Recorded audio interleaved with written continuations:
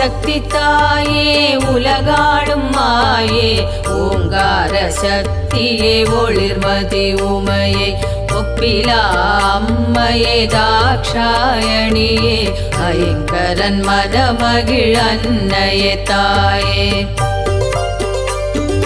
சங்கரன் பாதியே லலிதாம்பிகையே ஸ்ரீலலிதேஸ்வரி ராஜேஸ்வரியே ஸ்ரீமத்யமேரு ஸ்ரீ காமாட்சி முப்பெரும் சக்தியே முழங்கிடும் மணியே திரிசூலம் ஏந்திய